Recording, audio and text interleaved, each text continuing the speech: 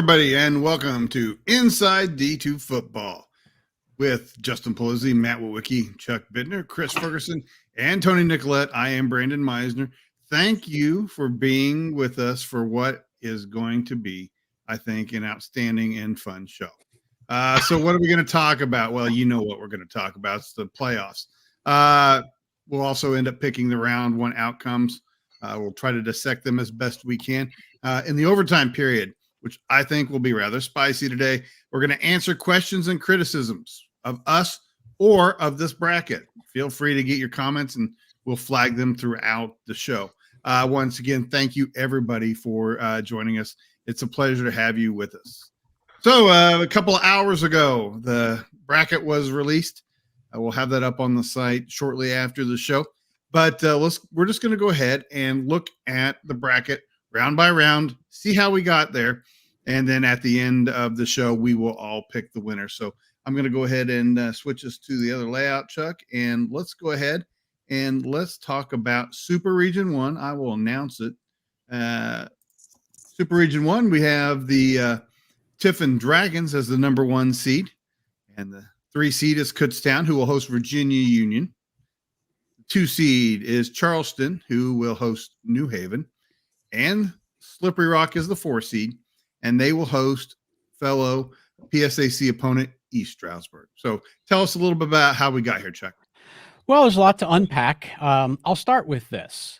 The 7 teams that make up this region are 6 of the 7 teams that I expected to be in this bracket, plus Shepherd, which is we're going to see a little bit later. So if you include Shepherd among the 6 traditional SR1 teams, those are the 7 teams that I expected to see in the playoff field representing Super Region 1. After all the games were played yesterday, we went through all the results, looked through all the numbers. Those were the 7 teams that I landed on. The biggest variable was going to be, is New Haven in as like a 6-7 seed, or are they an earned access team? The implication there is if they're an earned access team, then they must play a 2 seed.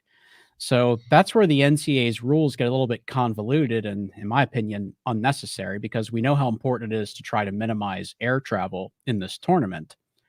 But when you have to send New Haven to a 2 seed, you take some options off the table, because for a New Haven team, you have busable options here. Teams like Slippery Rock and Kutztown, those are busable destinations from New Haven. But Charleston is just beyond that 600 miles. So now that's a flight. So that rule where an earned access team must play a number 2 seed, I think, is revealed here. Number one, this tells me that New Haven is, in fact, an earned access team. I'm pretty sure that that's what this means. But then that also means that we have fewer options on the table for how to pair these teams, because if New Haven has to go to Charleston, then we've got 2 other teams that we can send to our host institutions. So that's where we see the swap with Virginia Union and Shepherd come into the picture. The reason I say that is for Kutztown, both of the other traveling teams, which again would be East Stroudsburg and Shepherd, if Shepherd was still part of this bracket, those are both rematches for Kutztown. They're all in the PSAC East, so they've all played each other. So what I'm seeing with the switch is that was done to avoid a first round rematch at Kutztown, because either East Stroudsburg or Shepherd is a rematch there. So we bring Virginia Union into Super Region 1, send them to Kutztown. Again, that's a busable trip. And then we send Shepherd into Super Region 2. So we'll talk about them a little bit later. So that's a little bit how we got to the even teams. Now, I do think it's worth talking about, one, how Tiffin ended up as the 1 seed, and some of the other things that we see here. So Tiffin gets the number 1 seed by virtue of Slippery Rock losing the PSAC championship. Going into yesterday, they were the 2 10-0 teams. Kutztown manhandled Slippery Rock, took them out of the PSAC championship picture, won that game in a very impressive fashion. Tiffin took care of their business, a really impressive win against a good Findlay team yesterday. So the Dragons are actually the only. So I think for the committee, this ended up being a very easy pick for Tiffin to be number 1. So then the question became, well, what do we do with Kutztown? How high do they go? How far does Slippery Rock fall? I think what they landed on made sense. This was actually how I swagged it when I looked at it last night and this morning. Tiffin 1, Charleston 2, Kutztown 3, and Slippery Rock 4. So I think that all fell into place pretty cleanly and pretty nicely. The other big result yesterday was East Stroudsburg beating California. I did not see that happening. I thought that California was going to be the more complete team, a little bit better team. East Stroudsburg played a tremendous football game yesterday, outplayed Cal, really gutted that out late in the fourth quarter, got a great win, and that ended up being the play-in game that we thought it was going to be, gets the Warriors into the bracket. So overall, I thought it was fairly easy to land on the right 7 teams. We got a little bit of a switch there that we didn't expect. I think this adds some excitement, bringing Virginia Union in. Otherwise, you'd have some rematches here. So we minimize the effects of that. I think, East Stroudsburg going to Slippery Rock is something I didn't think was going to happen a couple weeks ago. Very exciting matchup there. So this is a really good looking field for Super Region 1, and with that, the little bit of a switch to get a team from outside in the bracket. So I think it looks really good. I think for the most part, this was done correctly. What do you guys think? Any holes you can shoot in this? I got one. I mean, I know we're going to talk about a potential rematch in Super Region 3, and I just looked at the map, and it looks like the math wouldn't have worked to move one of the GLIAC teams over the Super Region 1. Like you'd be right at 600 miles, or to do a swap. So yeah, I don't have a problem with this. I kind of have a dog in this fight now. CIAA is back into Super Region 1 for the first time in numerous years. So, I'm really looking forward to seeing what they can do against the PSAC in this case. So, yeah, and I think you see a little bit of that on the screen right now, just seeing some of the things that Virginia Union can do with their offense. So, I like this. I like this matchup, and I think Chuck, you're exactly right about earned access. And it is kind of nice to not see the HBCU conferences have to get earned access, and somebody else has to take that banner and run with it. And yet here we are again with the Northeast 10 doing that. And my observation here is Slippery Rock, I think, is going to be an interesting 4 now, because they seem to be, we thought a fairly overwhelming 1 until they had a pretty underwhelming performance yesterday, and bring into question how good are they. So I think this makes Super Region 1 pretty interesting as to, is Slippery Rock still looked at as the favorite? Is Tiffin maybe now, because they're going to have to play one less football game, but they're going to end up meeting up if Slippery Rock were to win. And so there's some interesting things that I think are happening right there. Charleston seems like they're almost kind of waiting in the weeds a little bit. I'm surprised if they even know they're in the. I'm surprised if they even know they're in the tournament. I don't think they knew they won the NBC. Oh, they didn't. Yeah, they took them about 24 hours to figure that out, and realize that's something they should be proud of. Post a story. Yeah, I mean, come on, Charleston, do better. Sorry to interrupt. Go ahead. No, I agree with you on that. And I think Charleston is a team that we haven't really talked about a whole lot. They could be a team that's maybe like you said, kind of a team that could jump up there. But Tiffin, I think, is really interesting because I think that the schedule ended up being a little bit of a disservice for them because of when they caught the good teams that they normally play. When they played Ashland early in the season, we were a little down on Ashland. I think they were 1-2 at the time. We didn't really think Ashland was a good team. Turns out that they are. Later in the season, they caught Ohio Dominican when they're just kind of out of steam. And I think Finley might have been a little bit deflated. So I think we still kind of don't know quite what to think of Tiffin, but they are a really, really good football team. They are a team that changes a game very quickly. If you look at some of their results, they've had some weeks where they started a little slow in the first quarter, and then a quick series of events, and all of a sudden they're up 17 points. They can change a game in a hurry. So I think that they are a very tough 1 seed for the rest of this bracket. I think a lot of these teams don't know much about Tiffin. That might make them dangerous.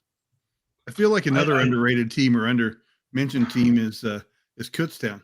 We don't talk about them very much, and here they are in the playoffs again, unranked in our poll. Tell me about them, Chuck. Yeah, I mean, after the 0-2 start, and actually both of those were games that they could have and probably should have won. But when you start 0-2 and you're kind of fighting from behind for the rest of the season, It just takes a while to kind of build back up to being like a ranked team, a top 25 team, but they really kind of, controlled most of the PSAC East. Although really down the stretch, there were a few games where they underwhelmed a little bit. I think they beat Lock Haven 7-3. They beat Shippensburg 9-7. Those were kind of some puzzling results that made me think that they didn't have the offense to beat Slippery Rock. That was really what I felt going into that game. I knew they had the defense. I didn't think they had the offense, and it was really some of those results that I was looking at, thinking that they weren't going to be able to score enough with Slippery Rock. Well, it turns out if you shut out Slippery Rock for 59 minutes, you have a pretty darn good chance of winning. Their defense was just absolutely phenomenal yesterday for the Golden Bears. But the game plan that they had yesterday, that attacking Slippery Rock with the downhill run game, and then the way they beautifully mixed in the quarterback draws and the screens, just brilliant game planning. Kutztown won that game during the week. They didn't just win it on Saturday. They won that game Monday through Friday. Lastly, guys, I think, the Virginia Union piece here coming in here for old heads like most of us, that's an interesting little twist. Yep. How would Virginia Union do in SR1? We're not used to having a new team going into SR1 like this, so I find that very interesting. And Virginia Union's got a strong offense, and I don't think can be discounted in this field. So I think it really makes for an interesting group right now. And I'm not going to lie, guys, when this came up on the screen, because it's the first one that they showed, I spent the next 15 minutes with my brain seeing red because I couldn't understand why Virginia Union got moved into Super Region 1. And I didn't see Ferris, so I thought to myself, did someone get wires crossed? So, and then we obviously found out that this was Shepherd going elsewhere. It was all about trying to get rid of a repeat matchup in the PSAC. And I'll be honest with you, I'm all about that because we always want to get rid of repeat matchups if we can. So if the committee went out of their way to do that, kudos to them in my mind. Yeah, well, they needed to continue and do that just a little bit more because we have a couple more rematches. Well, but let's face it, guys, too. I mean, if you just brought up Ferris. I mean, the idea of moving Ferris into this region probably went by the wayside the minute Slippery Rock lost yesterday because the drive to Tiffin, that's the selling point. Right. Well, Ferris could have been East Stroudsburg in this mix right here. Ferris could have very easily been right there and probably, but East Stroudsburg wasn't seeded. Well, Ferris isn't seeded either. Wait, I think you meant that they could have been paired playing Slippery Rock. Is that what you meant? Yes. Oh, okay. I got you. Yep. Yeah. They could have been in that place of Stroudsburg. I suppose. Absolutely. Yeah. But when I saw that didn't happen right away, our dream was over. Yep. So I knew. As soon as I saw that New Haven was still in SR1 and they had shipped Virginia Union to SR1, I said, Ferris is going to be playing at Grand Valley. And right. Anyway, all right, that's enough Super Region 3/1 talk. Let's move on to Super Region 2. These are our seeds. Benedict is the number 1 seed, undefeated. Number 2 seeds, Delta State, who will, as we've talked about, have a rematch with West Florida. 3 seed is Valdosta State. They'll play Limestone. And the 4 seed is Lenore Ryan, who will play Super Region 1 member Shepherd. So Chris first and then Justin, tell me about Super Region 2, please. Well, Benedict was kind of a no-brainer, similar to Tiffin in that they're undefeated. So got past Albany State pretty easily yesterday. So much of the rest of this was pretty predictable. And when you have somebody like Lenore Ryan who just manhandled Tusculum, that just wasn't really much of a result. The same thing happened with Valdosta, who West Georgia was kind of playing close to them for a while, and then all of a sudden, boom, they're up 2 scores and running away with it in the third quarter. So and then Delta, who had Chowan, and I mean that wasn't very much of a fight either. So surprisingly, not surprisingly, the loser of the CIAA championship game was going to be out of this deal. we kind of everybody I think that I've certainly talked to thought Limestone was going to take their spot, Yep. and that's exactly what happened. Over somebody like a Mars Hill or Wingate, and so and then the Shepherd swap with Virginia Union because it had been predicted that Virginia Union was going to be going to Lenore Ryan for a couple weeks now, and then we had the swap happen. So not a lot of surprises, unfortunately, given geography. You've got a rematch here with Delta and West Florida, but we did avoid a rematch of Limestone and Lenore Ryan. So all in all, this was relatively predictable with everybody who needed to winning out. Not really many spoilers here. Justin, Yeah, I what were agree. your thoughts, buddy? No, yeah, I agree. I agree with a lot of what you said, Chris. When I looked at this, Benedict, obviously, yeah, they're going to be at the 1. Lenore Ryan, kind of right where I thought they were going to be. The Shepherd flip was a little, caught us off guard, I think. But the defense for Lenore Ryan is pretty darn good, and you flip that with Shepherd's defense. That game's intriguing to me a little bit. Lenore Ryan yesterday, I mean, everything they did was just working offensively, defensively, special teams wise, and they kind of pretty much steamrolled Tusculum for the most part. But the question I'm going to have is with that Shepherd offense, and as I did dive deep into the tape this week, kind of what are they going to be able to do against Lenore Ryan? So I'm intrigued about that matchup. When you look at the Delta State West Florida game, that wasn't as surprising just geographically because of where Delta State is, and really, West Florida, that's the easiest team to get there. So, but Delta State's got a little payback on their mind, right? They got to avenge their loss against West Florida, and so I think this is intriguing. It's we're going to crank it up week 1 and kind of see where it is when the dust settles. But I'm excited for this matchup. I think if the offense at Delta State is rolling, that was a 1 possession game there late until late there last time they played. So I'm excited for this matchup. As these teams have gone on, they've kind of had, particularly last couple weeks of the season, let's say lesser opponents, if you will. And so this matchup is going to be a lot of fireworks. I think there's going to be a lot of offense scored, and it may be, whose defense can create more turnovers or get more stops. That's going to decide this one. And then that last game down there, Valdosta State Limestone, not surprised. I think we all kind of thought this could happen. Limestone handled business this week up at Emory and Henry, and they pulled away late. It was close there in the first half, and they just handled their business. They lose 2 games early. They lose the game to Lenore Ryan, and they just handled their business. They got themselves in position that when the dust settled, they had a chance at making the playoffs, and they did it. I think their offense, I think they can go toe-to-toe at Valdosta. I really do. I think it's going to be, they have a pretty strong run game, and we've seen it give fits to Valdosta over a couple games this year. So I don't know if they're going to, defenses are going to have to make plays in this one, but offensively, this should be a shootout, I think. And this game might be closer than we think it's going to be, particularly with what Limestone can do. Valdosta State had a great showing this week against West Georgia guys, played really, really well. And took home the Peach Basket Trophy. So it was a great weekend there. So I'm excited about these matchups. I think we're going to see some interesting matchups, and I'm excited. To me as a coach, look, it's time to strap it up and go play. I don't really care who we're dang playing. We just got to go. Somebody's going to be across the field from us. We got to go take it to them. Whether it's this week, next week, 4 weeks from now, it doesn't dang matter. We're going to go out there and try to win and be playing on December 18th. Justin, you know what? When you were just kind of breaking down. I mean, when I looked at this, I was looking at this late last night, probably later than I want to admit. And I was chatting with Brandon, and I said, I think the travel thing has to match this up exactly like we see it here.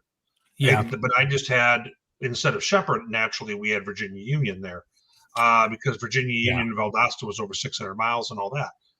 Yeah. I think the Valdosta Limestone game is really interesting. Limestone has all-American caliber running back, receiver. They can score. And I think that game has a 50-40 kind of potential to it because Valdosta has really come along, and their quarterback, Sammy Edwards, is slowly becoming from a top 10, top 20 guy. He's getting inside of that, and he's becoming a heck of a player for them. And he really does what they want to do at the quarterback position for Valdosta. Spreads the ball out like crazy. And I think the Valdosta defense has shown clear improvement from year to year. They had a little bit of a third quarter yesterday, but otherwise they were getting after them. You're right, Whit. And we asked Valdosta to win games this year and show us that they belonged here, and they've done that. They've answered every question that we've thrown at them, and to their credit. And you flip that and you look at Limestone. I mean, they played 2 Gulf South teams early this year. They took their losses, they learned, they grew, they developed, they kept coming back week after week. And that was the thing was, when you start 0-2 like that, guys, what do you do? How do you respond to that? And they just kept growing. They kept getting better. Okay. You have a setback against Lenore Ryan, not a big deal. You just keep getting better and you put yourself to be in position to be here. Right. And so I think they're primed to give Valdosta all they can handle. And maybe look at going on to the next round. They got to the playoffs last year. They've played a couple Gulf South teams. They played, some elite games early. So they're not going to be enamored at, whatever that stigma is there with the Gulf South, maybe they're ready to go, in my opinion.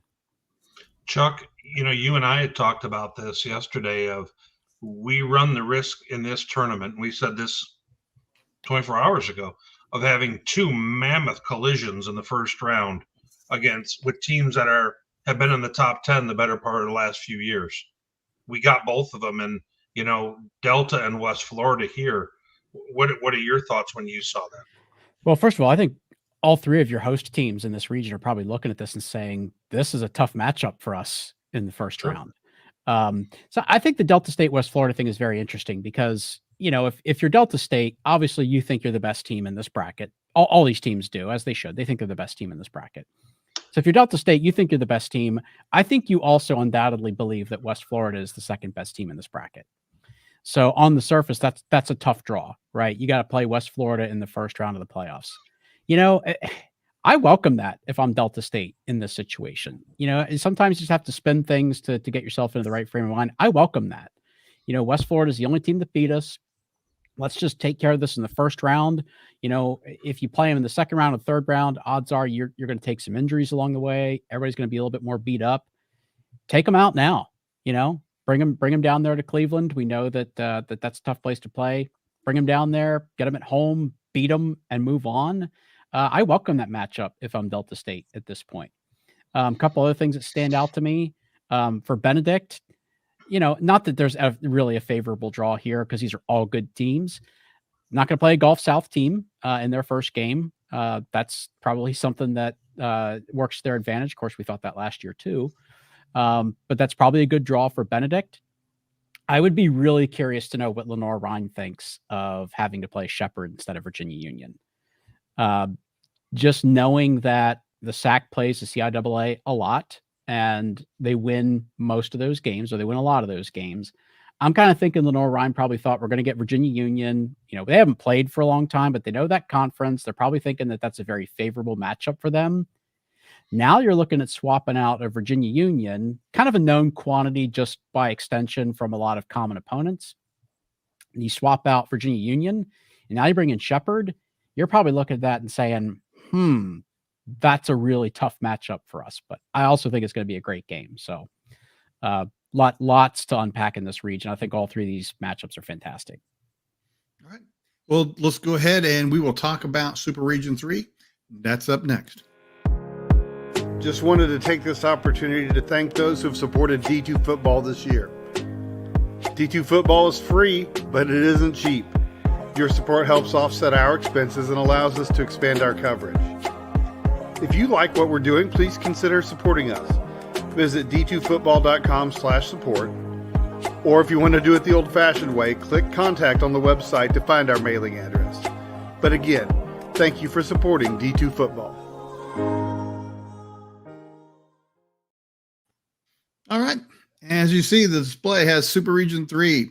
Harding is the 1 seed as the undefeated team in the Super Region. After Harding, the 2 seed is Grand Valley. They'll have a rematch with Ferris State. Number 3 seed, Pittsburgh State. They will host Indianapolis. Man, seems like I saw that sometime in the near recent past. And then the 4 seed, Central Missouri. will host Henderson State, which admittedly is an interesting game to me. At least it's something new. But I think we all predicted or understood that this would happen. Especially there were options, but as soon as we saw that New Haven State in Super Region 1, that it was going to be a rematch. And it's all based upon geography. Harding, I think, deserves the number 1 seed. I think that they're, as an undefeated team, I understand the criticism of playing a conference-only schedule. We've harped on that all the time, but I think, over the course of the season, Harding has shown that they're a strong team, and I think that we've been more complimentary of them than we've ever been in any other season. They seem to have been dominating every team in the GAC and kind of imposing their will in almost every game that they've played. Now, they'll face the winner of Central Missouri and Henderson State. And for people who love football or in love, especially I know Witt likes to see different styles, different kinds of offenses. Those are two very different offenses, and it will be interesting to see if Harding, if his Central Missouri gets past Henderson State to play Harding. That would be a very interesting matchup. But nonetheless, Central Missouri draws Henderson State, and that will be an interesting one for me. All right, so the 2-3 seeds.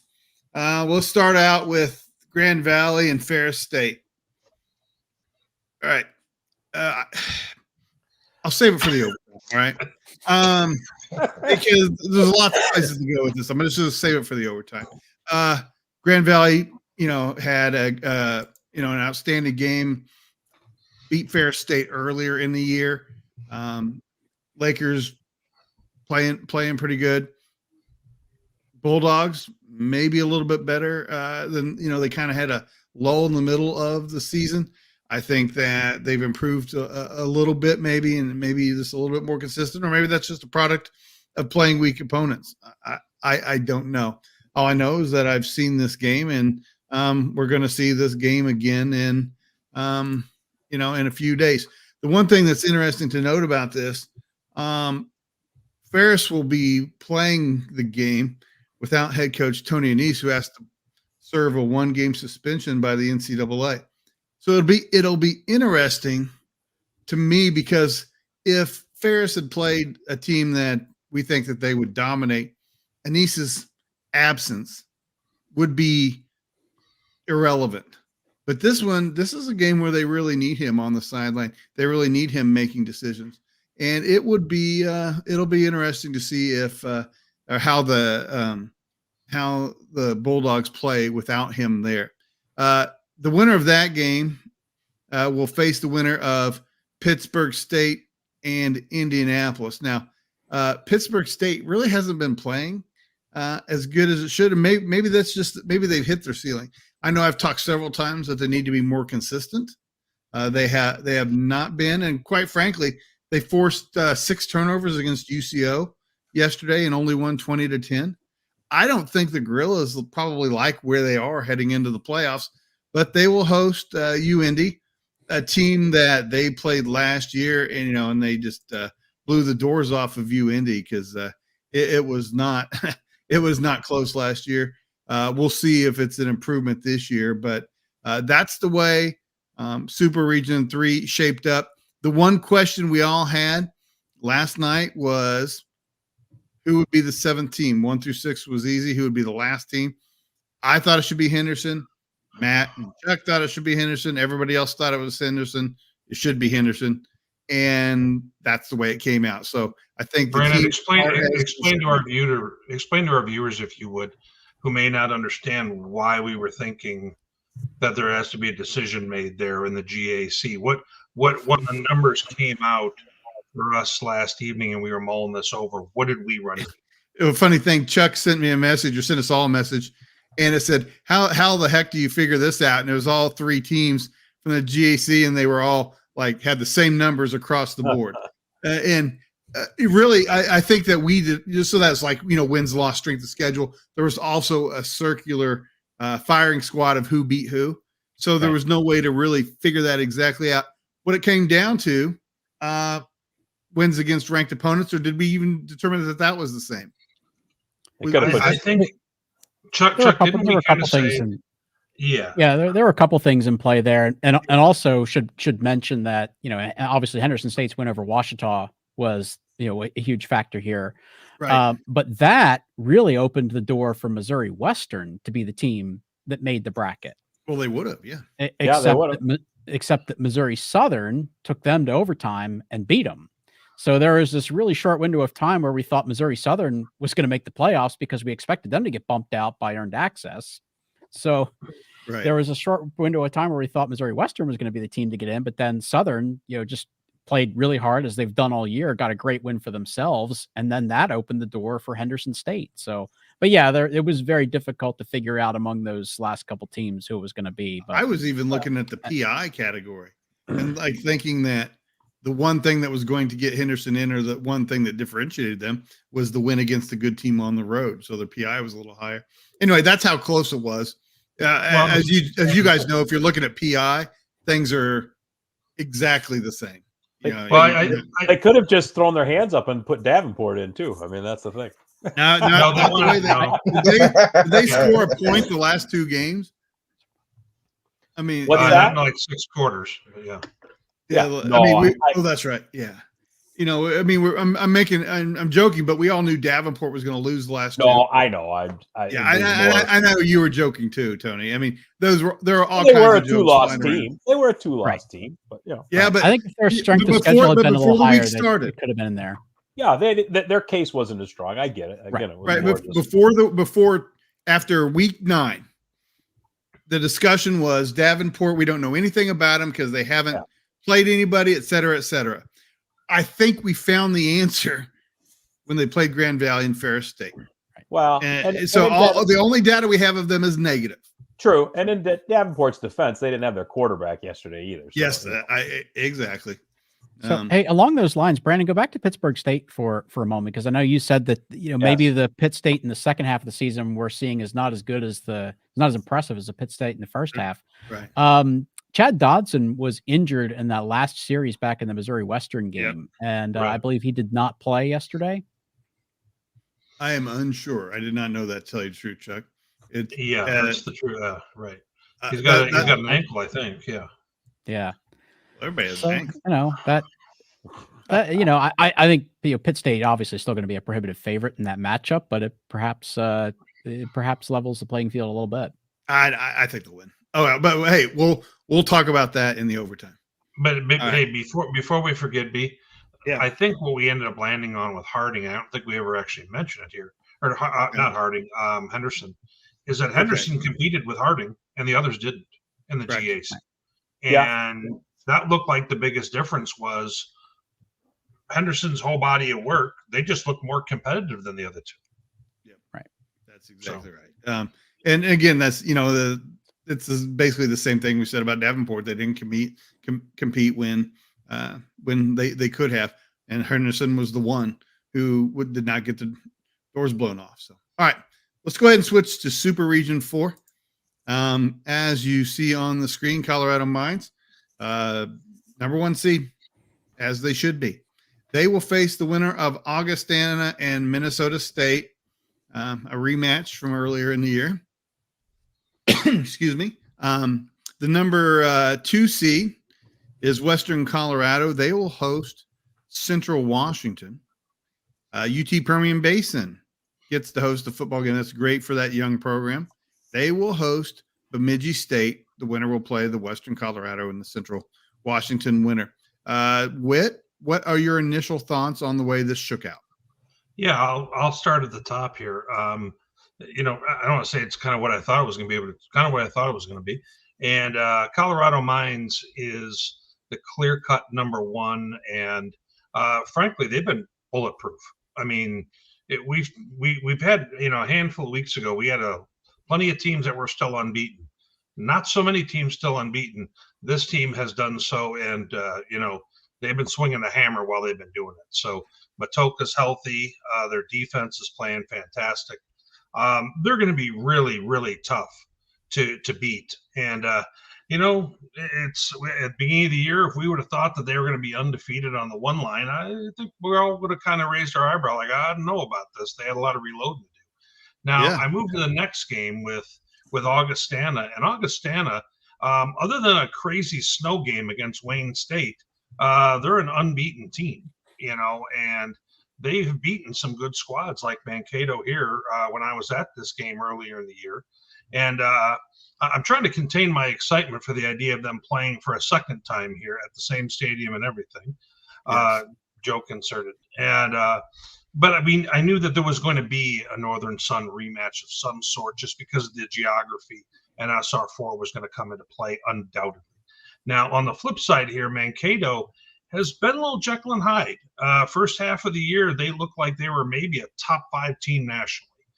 Since that time, they've been a little bit shaky. They've been searching for offensive identity.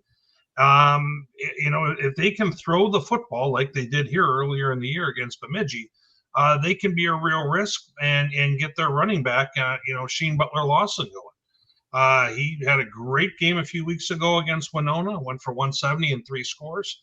This last game, 60 yards, no scores. And I don't know who they are anymore week to week, to be perfectly honest, Brandon. So that's the kind of the top half of the bracket, what the winner getting mines. Then we have Western Colorado at the 2 seed, and they've kind of hung on to that 2 seed despite the fact their strength of schedule's gone down because they have a head-to-head over UT Permian Basin. Now, last time we talked about this team, they were kind of getting dump trucked against Mines in a game that we really didn't expect that kind of outcome. But we can't, pass over the fact that they have been a very good team the rest of the season. They run the football well. They get after you defensively. They're not afraid to blitz. All kinds of pressures. You can see some of that right here. That's not going to be a very easy team for a Central Washington to go in and play. Now, Central Wash, as we take a look at it here, Brandon, they're a squad that lost to an NAI that kind of raised a few eyebrows. One that's, I don't even know if they're going to end up being in the playoffs. They're the Is NAI, it right? Montana Tech, right? So at the same time, Central Washington is a good defensive team, a physical team, who is a running football team. Okay. They're kind of old school that way. Unfortunately, when you start getting boat raced like Permian Basin did to them in the second half yesterday, it's kind of hard to come back. And UTPB was hitting shots down the field on them, and they kind of didn't have an answer for that. So I think that this is a tough game for Central Washington here. Another long travel game for them and so forth. But Western Colorado hasn't been tested a whole lot in the last 5-6 weeks. So that's an interesting matchup for us right there. And then we get down towards the bottom, and we've got UTPB, who we had their coach on a week ago.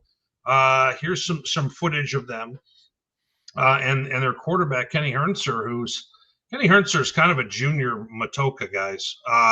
He can do it all for them. Very seasoned veteran, and can throw the ball down the field, can run when he needs to. And they have some athletes. They can run the football, but they will take some shots downfield on you. And this is a team that's kind of got that little asterisk next to them. Like, how good are they exactly? And we have them playing Bemidji State.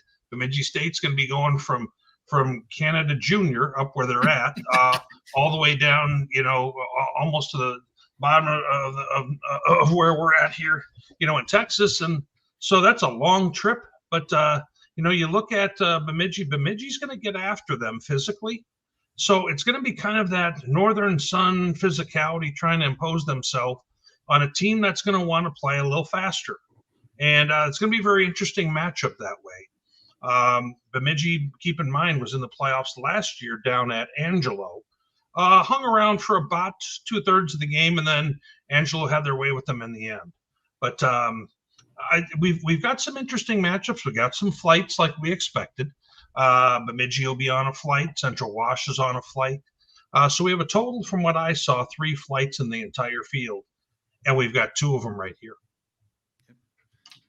What in your opinion, because you said there were some interesting games, I've got to think that you think the UTPB Bemidji game is the most interesting in round one? I do. Stylistically, it's interesting. You're going to have a matchup between Brandon Alt and Kenny Hernser. Yep. Probably two of the top 10 quarterbacks in D2 who can both sling it. Not many other quarterbacks in the tournament here are left of that caliber. So I think there's a lot of little interesting things there. Bemidji has traveled in this kind of game before, so they're not some noob to that either. But UTPB is brand new to having for the playoffs. So there's a lot of stuff going on there in that one. What are some other games that you guys, Chuck, you and I kind of talked about this earlier. Any of the remaining ones, which one kind of catches your eye the most? Well, what I know for you, an NSIC rematch is less than exciting because you're watching that league and watching those teams really, really closely. But from the outside, I do think that Minnesota State going to Augie is very interesting. And what I really want to get your take on is, where are both of these teams right now? Because it feels like, we talked about Pitt State maybe not being the same team now that they were, 5 weeks ago. I kind of feel like maybe that's the same thing with the Mavericks, because early on in the season, they were a very impressive looking football team. I mean, they're 9-2. It's a great record, but it just feels like maybe they haven't been quite as good down the stretch as they were earlier in the season. Whereas Augie, other than, playing in a snowstorm, is, very possibly an undefeated football team. It just feels like there's a lot of momentum on the Augie side versus a Minnesota State team that, they got here, but how much is left in the tank for them? There's quite a bit to unpack with that, Chuck, because you have Todd Hoffner, who's got how many playoff wins for the Mavericks.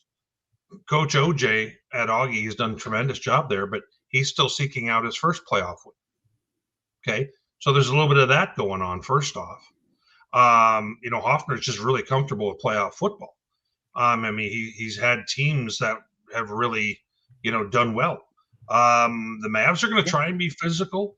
Augustana did really, really well at defending that last time. Augustana also shut out Bemidji for the first half of yesterday and was able to keep their passing game from going, which I didn't see coming. I think that maybe I have underrated Augustana's defense this year. And so there's a lot of stuff coming into this also. How many Northern Sun teams are prepared to have to beat the Mavs twice in a season? Just think about that. Yeah, right. Do you think Augustana actually dislikes this first round matchup, even though they would never say it publicly? You think there's some of that in-house? I think that they would have been okay getting somebody else. But at the same time, I think that they've had a chance to kind of absorb that this was a real thing, because there was a good chance they were going to get on the 4 line.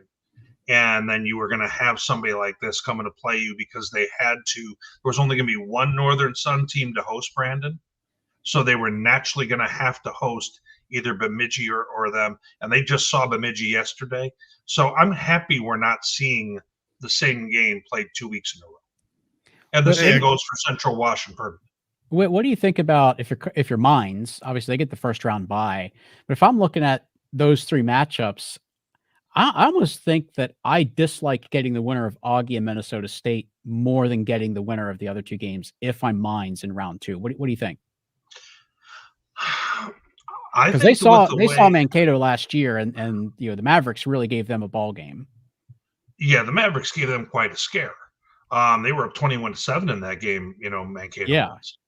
I don't think you want to see Mankato coming on in if they were to play well to advance, obviously.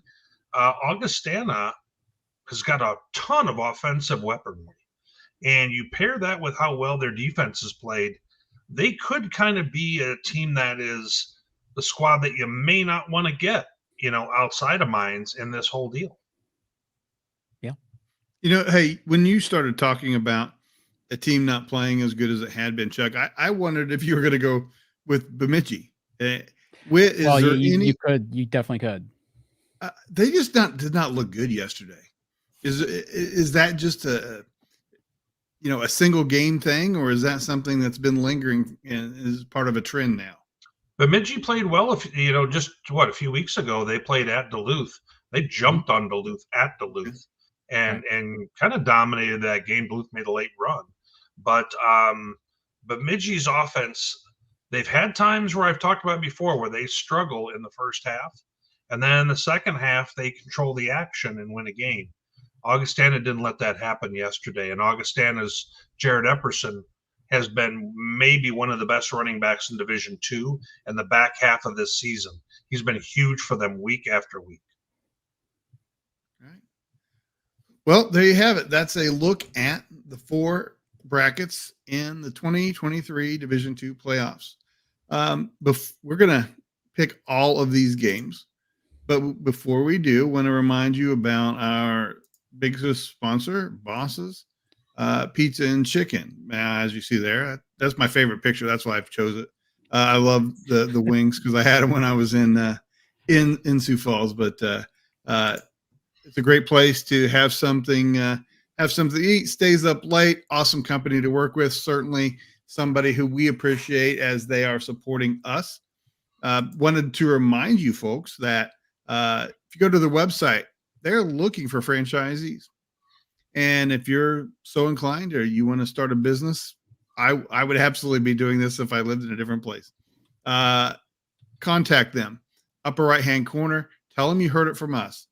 We would love to spread more Bosses Pieces and Chicken throughout the Midwest, throughout wherever somebody wants to open one up. It would be awesome if they became the kind of unofficial pizza chicken place of D2 football. And also wanted to remind you about their First and Tenders.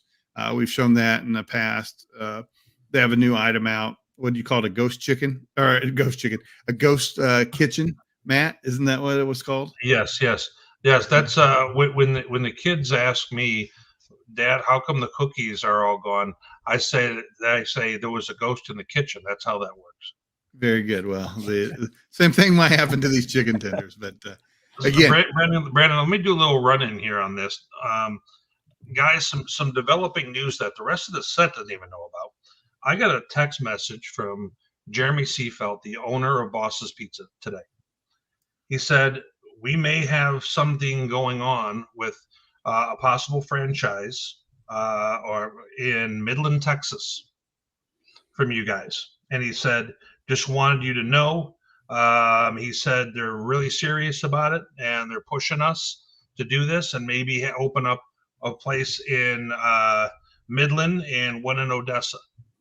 So guys, this is brand new, just this afternoon type news. But guys, this is a great place to work with. Open up a sports bar that's got pizza, chicken, all this kind of stuff. They're a proven brand, proven name, everything else. Just go on their website. You can see all their locations.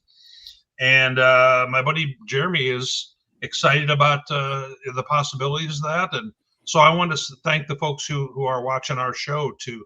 Obviously, there's been some interest expressed in that. Fantastic. Yep. And again, if you're interested, contact them and let's open these things up all over the place. It's perfect. It's perfect for a college town. It is absolutely the perfect place, especially if you want to have a sports bar. Don't feel like you got to do the Boss Hog Challenge, but everything else is a great idea. Thanks, Whit. I didn't need to remember that. All right, let's go ahead and pick all these games. Then we will go to the overtime, where I'm sure it'll get a little fiery tonight. Going to bring back up. We'll just pick these one super region at a time. We will start in Super Region 1. Oh, my goodness. This is going to be miserable trying to write all this down.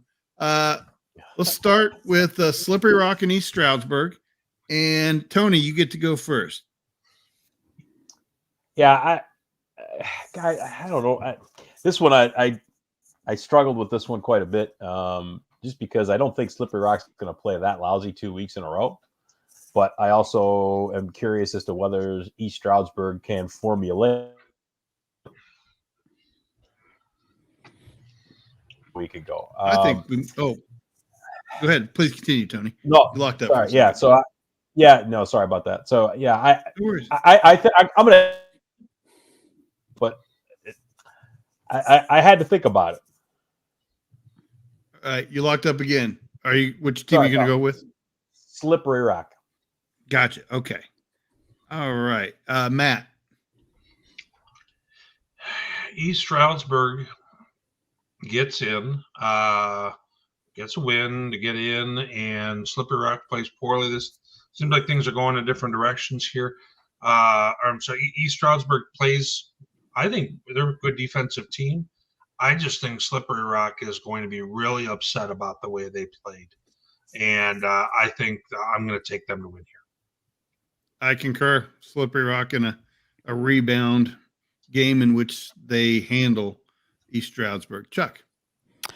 Man, I'm really impressed with East Stroudsburg winning that game yesterday to get themselves into this position. I'll be honest, I didn't think they had it in them. I didn't think that they had the offense for it. I'm really impressed with what they were able to do yesterday.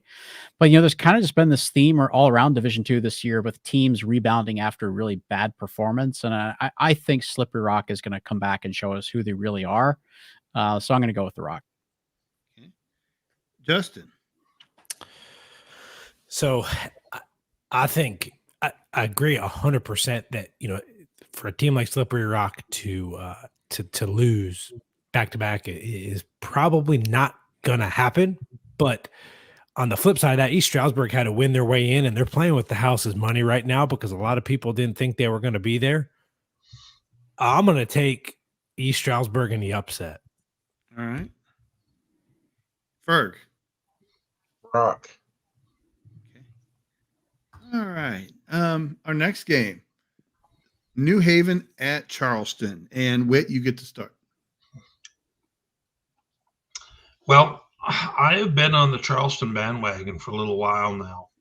And, New Haven's got to take a flight to get there and everything else. I like Charleston in this one here. Okay. And I will cheat off you, pick Charleston as well. Hopefully they know they have a game. Chuck? New Haven has the defense to win a playoff game. I don't think that they have the offense for it. So I'm going to go Charleston. Okay. Justin? Charleston. Okay. Chris? Same here, Charleston. I think the same like Chuck. I think Charleston could make this thing interesting as we saw them go flat earlier this year, but I don't think it's going to result in them losing this game. Okay. Tony? Yeah, I'd be real surprised if Charleston doesn't win this one. All right. Last game in Super Region 1 is Virginia Union traveling to Kutztown. I am going to pick Kutztown to win simply so that I can appear on an HBU trash talking video. Ooh. All right, Chuck. Well, I love the matchup. I think it's going to be a lot of fun. I think probably the recency effect is going to sway me so much because I saw what Kutztown did yesterday, and I've seen what their defense has done all year. So I'm going to go with the Golden Bears at home. Okay. Justin.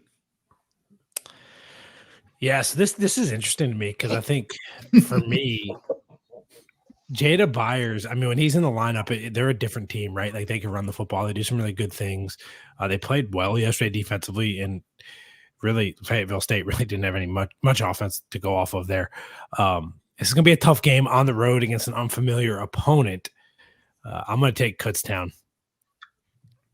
And it continues. Yep. Chris. Oh, come on. I don't even need to ask, do I? You don't, because I'm definitely not going with Kutztown on this one. And one of the reasons why is because when a CIAA team gets into the playoffs for 2 straight years, that actually is a good thing where they kind of learn from the experience. And I think that this is going to be a very competitive game for sure. But I think Virginia Union is going to be ready to pull off what would be an upset to most people. Yeah, I got you. I can see, especially because Kutztown's not a team that's going to score a ton of points, so it'll play a kind of game that Virginia Union might want to play. All right, Tony. So I hear what Justin's saying about being an unfamiliar opponent, and that's going to make it hard for Virginia Union. Something tells me it's going to make it even harder for Kutztown. I just don't. I wonder if especially if Jada breaks a couple of them, and all of a sudden things are just a little bit shocky and whatever else. Does Kutztown really have what they need offensively to be able to keep up or recover from that? There's something that smells funny about this game to me. I actually like Virginia Union here. All right. Whit.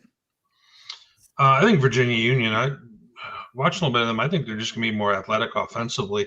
I think that they are going to be able to hit some big plays. And at the same time, if I was uncertain at all, Justin, you with your leanings made this a virtual lock for me to take Virginia Union. Fantastic. All right. Let's move to Super Region 2. We will start with the 4-5 game where Lenore-Rhine hosts Shepherd, and Chuck, you're first. Man, I didn't want to go first. I don't even know if I'm going to have a pick ready by the time I write a column later this week. This is a toss-up. I really don't know which way to lean on this one at this moment. I think Lenore-Rhine being the home team certainly helps. I think they've been a little bit more consistent this year. But this is a tough draw for them, and I think Shepherd gets what's kind of a little bit of an upset since they're the unseeded team. I'm going to go Shepherd. All right, Justin. Yeah, this game's going to be interesting. I think this is going to be a battle of two really good defenses. Ultimately, I like Lenore-Rhine's offense right now a little bit more than I like Shepherd's. You asked me this later in the week, I may have a different answer for you, but if you're asking me right now, I'm going to take Lenore-Rhine in this one. Well, I don't plan on coming back to ask you later in the week, so that's a great answer. Great logic. All right, Chris. Yeah, Shepherd's been pretty hot and cold. And that scares me a little bit, whereas Lenore-Rhine's been a little bit more consistent. And for Lenore-Rhine to be in this spot right now, I feel pretty good taking them. So I'm going with the Bears. Okay. Tony. I think I like Lenore-Rhine here. To me, they've just been more consistent throughout the season. And at playoff time, that's what you want. So I like Lenore-Rhine here. All right, Matt.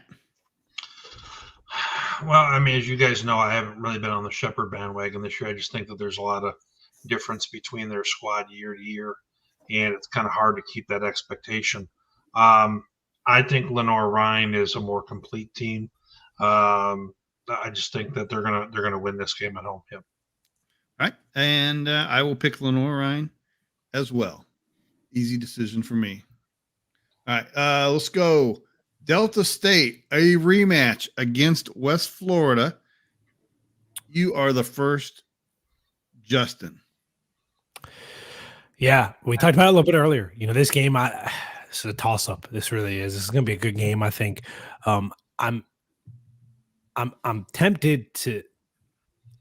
Now, I think I feel pretty good about Delta State at home. I've kind of rode with them for the last couple of years. I thought, you know, I feel pretty comfortable. You give them a couple weeks off. They got revenge on their mind at home in the playoffs. I'll take Delta State. Okay. Chris. I'll take the Okra as well.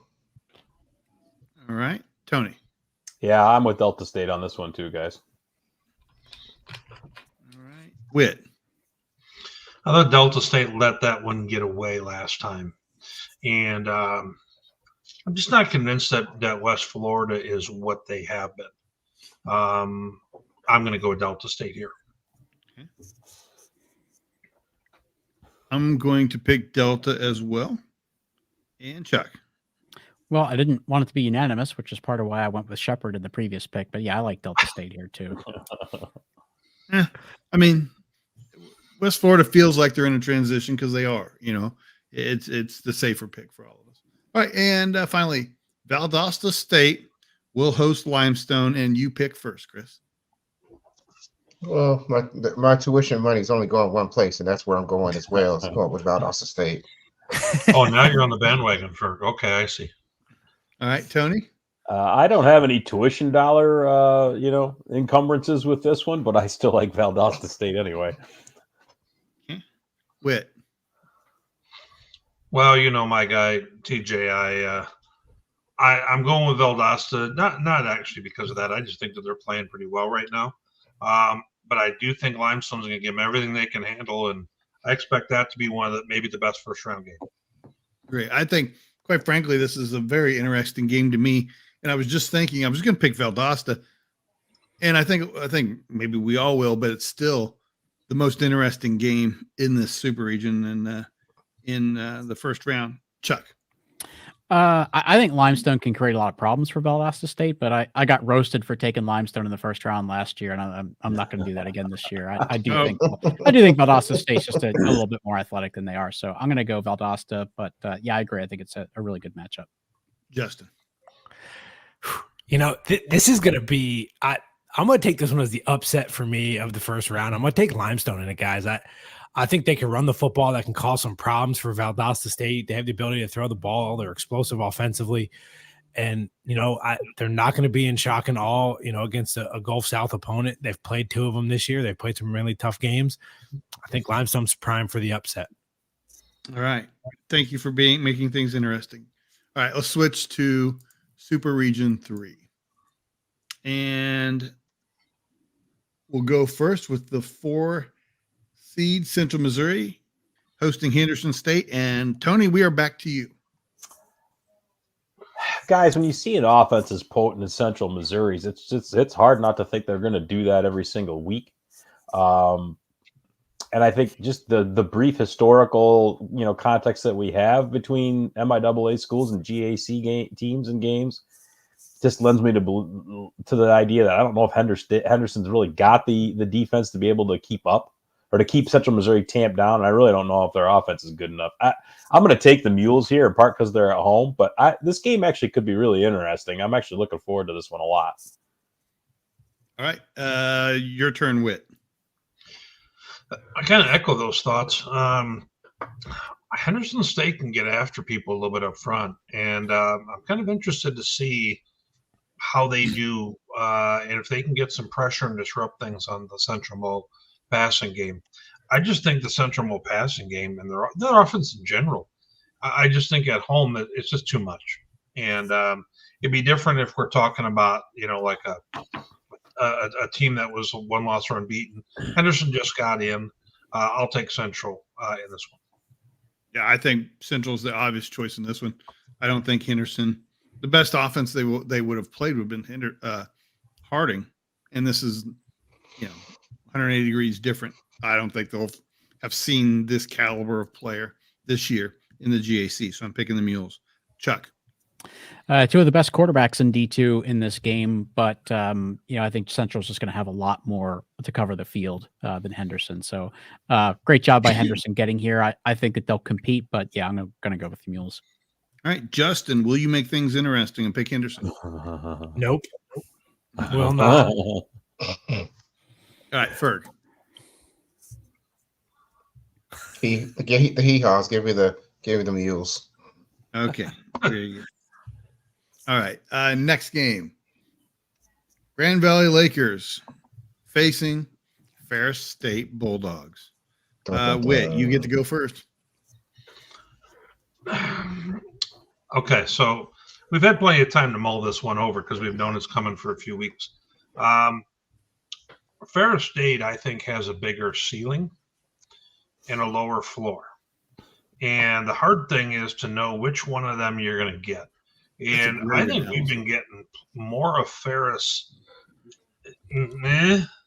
this year than we've gotten in the last few.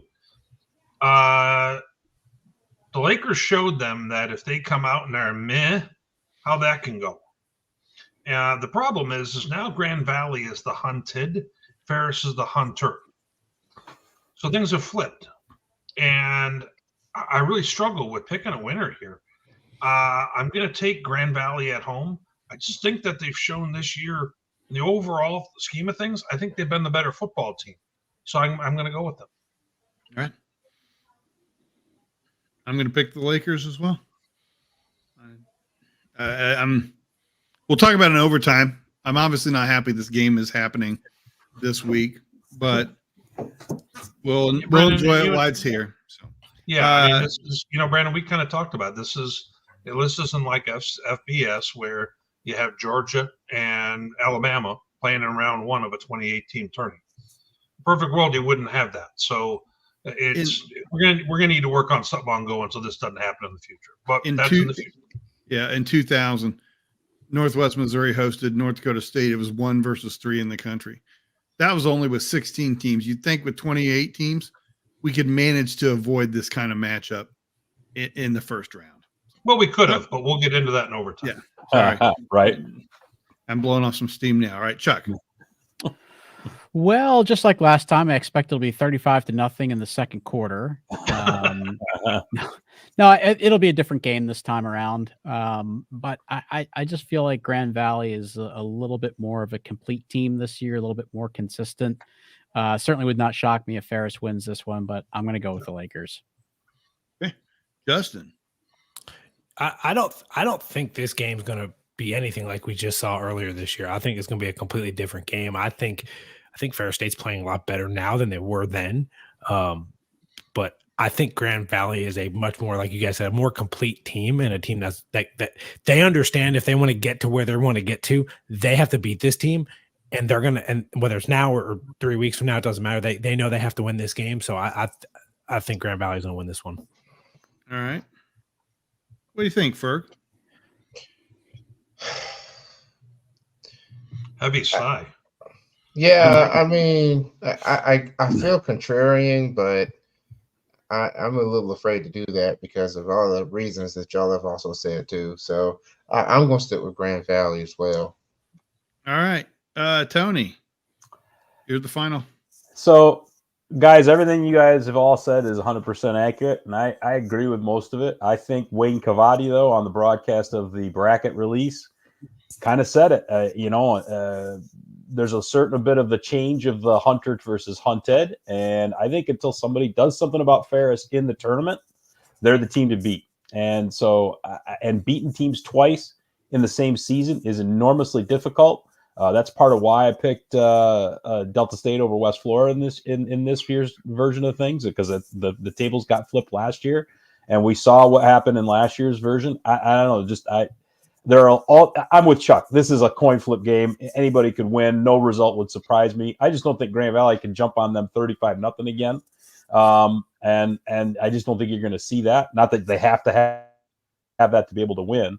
But beating somebody twice the same year is just enormously difficult. Until somebody does something about the champ, they're still the champ. So I'm taking Ferris. All right. Pittsburgh State hosting Indianapolis. Saw this last year in person. It was not a contest. It will not be again this year. No matter if Chad Dotson plays or not, Pitt State rolls. All right, Chuck. Oh, I picked you Indy in this matchup last year. Just to, you did. That's right. Just to throw some, I remember that. Have some different picks out there, and there's a lot of UND people that watch and support D2 football, and I would love for them to have some success, but I don't see it. Pitt State wins this. You know what though, Chuck? You're my friend. You would love if I dated a supermodel, but some things are just not happening. So, Justin, why would I care if you're dating a supermodel? Yeah, right. What does that do for Chuck? What's in it for me? Yeah, I mean, come on. Probably get a Careful now. What's in it for you if Indy wins? Careful. Just remember, whatever gets said is on the internet forever. So be careful. All right, Justin. I'm going to take Pittsburgh State. Okay, Ferg. I'm not choosing Andy. Somebody else will have to do it. Tony. I was actually looking for a reason to try and pick Indy in this one too, because I think we all know that their passing game is a lot more complete and potent than it was last year. And I know that we think Pittsburgh State, I think at different points this year, we've all kind of talked maybe backstage about how maybe there's some holes there. And certainly that got exposed a little bit over the last couple of weeks, and not having Dotson certainly didn't help them either. But I just think there's too much of a physicality advantage for Pitt State, and I just even if they're depleted a little bit, I still think they're going to be at home. It's going to be hard to beat them off. So I got to stick with the Gorillas. Okay, Whit. I think this game is going to be closer than we expect. I think that Indy has enough offensive weapons to stay around, but the Pitt defense, I think, is just too tough. And I think Pitt wins a lower scoring game. All right. Let's move to Super Region 4, gentlemen. And we will start with Augustana and Minnesota State. Chuck, you're first. Augie. Right. How about you, Justin?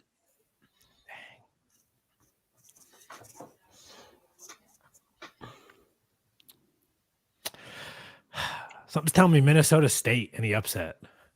All right. Chris. I went with Augie last week, and I'll do it again. Give me Augie. Okay. Tony. Like I said before, guys, beating the same team twice in the same year. I don't know. Minnesota State didn't play all that well last week. I don't know. Maybe they're looking ahead. They definitely did not play a good game against Augustana the first time around. There's something that smells about this one to me. I'll probably be proven wrong, but I'm taking Minnesota State too. All right. Whit. If this was going to be early season Mankato, I would take them all day. I don't like what they've become in terms of I don't know what they are anymore. I don't know what their offensive identity is. They can't run the ball like they want to. The passing's been shaky. I know a lot more what I'm getting with Augie. I'll take Augie here. Okay. I'm going to pick Augie as well. All right. Let's move to Super Region. But that was it. We got one more game left. Sorry about that.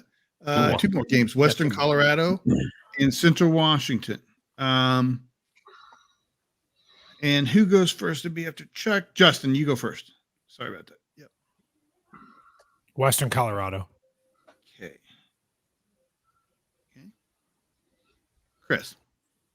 Yeah, I just think Central's going to get behind, and they're not going to be able to get to catch up like you mentioned earlier. So I like Western in this game. Tony. I think Central Washington's got a little more physicality maybe than Western wants, but I still just think Western's a little too explosive. So I'm gonna take Western Colorado, but I think this game might be closer than maybe it looks like. Okay. Whit. Early thing to watch in this one, if Central Wash can get Flanagan going in the running game, if they can start pounding the rock, this game could flip on us here. That said, I still think that's just a tough task. They're playing at elevation in Western Colorado, everything that goes with that. I think Western Colorado is going to be ready to show up here. It's a good observation. They're always physical. Still think Western Colorado is going to win this one. Chuck. Well, I think Tanner Volk will have at least 2 interceptions for Central Washington. That's typically his standard. And that'll keep them in this, but I do think that Western Colorado is just going to be a little bit better. All right. And our final game is UT Permian Basin hosting Bemidji State. Ferg, you get to go first. Well, this is another really interesting, fun game. And for a variety of reasons, you've got the new kids on the block in Permian Basin playing a team that has had some success in the playoffs.